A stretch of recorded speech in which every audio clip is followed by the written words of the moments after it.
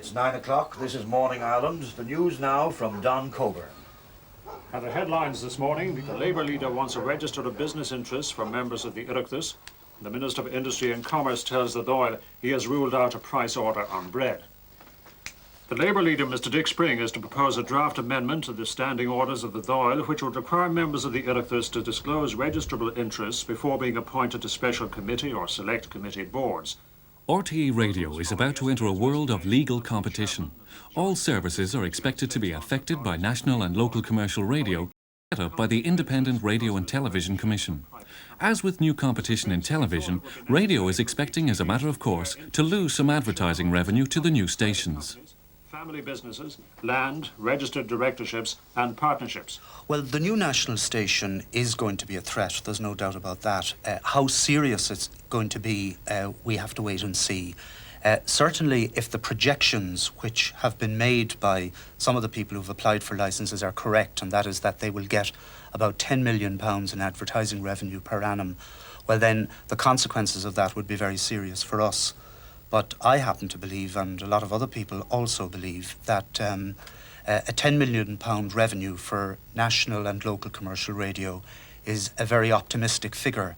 And I actually believe they'll have very serious problems in reaching anything approaching that figure, certainly in the first 5 years. Well, Gay, after retiring for the night, we cuddled up to one another, and as you can guess... Radio 1's policy has been to build up strong personality-based programming throughout the day, a strategy which RTE believes a national commercial station will have difficulty competing against. And both of us finished up on the very cold floor, and Gay, I can tell you, that put an end to our night of passion. As an old dub living down here in... Hello again, welcome to the programme. Today, how dangerous measles can be. A report from Roisin Boyd, who's just returned from Vietnam and Kampuchea. Mary Mulvihill, our science correspondent, on what goes into the water we drink. Tell me this, Noreen, I'm just throwing this out just to see, you know, you're a typical listener. What about if we put him on the programme, maybe answering people's problems? Gave him a spot once a week or something. Hello, Bernadette. Hello, Marion. Good afternoon. Good afternoon to you. Now, tell me about your situation. There is one factor to bear in mind about Irish listeners, and that is that they're obsessed with news, politics and gossip. And they love listening to phone-ins, they love listening to studio discussions. It depends on the subject matter. But I mean, we've got the mass entertainment on Radio 1 at the moment. The mass entertainment is the News at 1 and the Gay Byrne Show and Morning Ireland. That's where the listeners are at the moment. And they've had choices up to now as well. I mean, they can switch to the BBC, they were able to switch to the Pirates, and they didn't. They like that type of programming. And I don't know, maybe I'm reading this completely wrongly, but it would seem to me that you're going to have to come up with something very, very good in order to take listeners away from that. By the end of the year, RTE Radio will face up to 25 local radio stations around the country, all competing for advertising revenue, and many, it's expected, directly in competition with RTE's second national radio service, 2FM. Janet Jackson, when I think of you.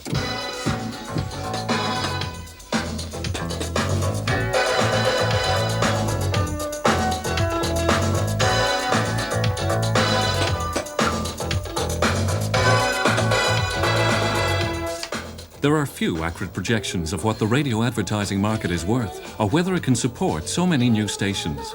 In response to competition, 2FM is being relaunched in defence of public service broadcasting. Hey, apologies, you guys, apologies. I've blown it. I just can't remember anything. A complete blank. The mind is gone. I can't remember where I buried it. All I can come up with is maybe we should ask the people of Ireland to help us find the new sound at 2FM. I'm in a tight corner. Can't do better than that. When you talk about public service broadcasting, and you can put any of the programmes in the schedule probably into that category, including the ones that are geared directly to minority interests, I don't particularly think it's the brief or that makes it public service. What makes it public service are the resources that go into it.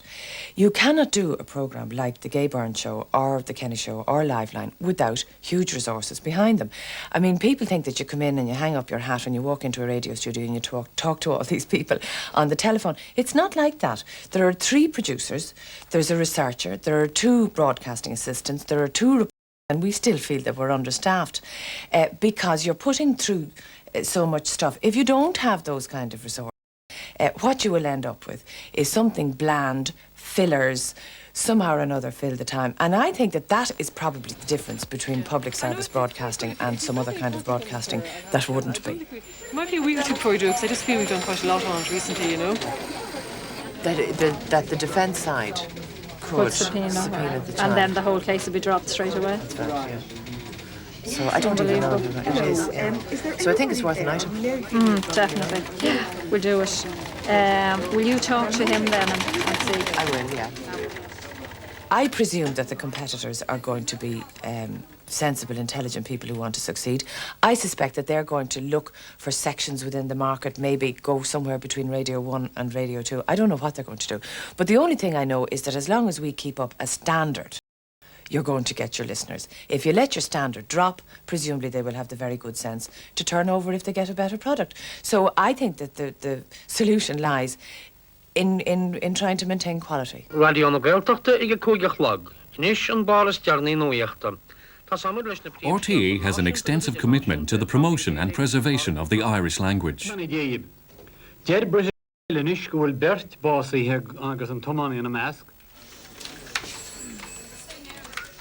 All RTE channels are serviced by a computerised news division providing bulletins and news programmes for radio and television. Of course, we all feel a sense of worry because it's unknown, it's something totally new for us.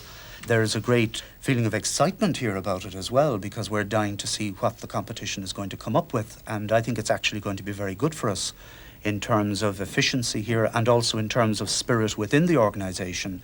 I think we're looking forward to the competition and we'll be watching it and listening to it very closely indeed and making sure, I mean, our objective here, certainly mine, is to ensure that in 5 years' time, Radio 1 is still the premier radio news service in this country. And I've seen or heard nothing so far to make me worry about that ambition. I believe it still will be.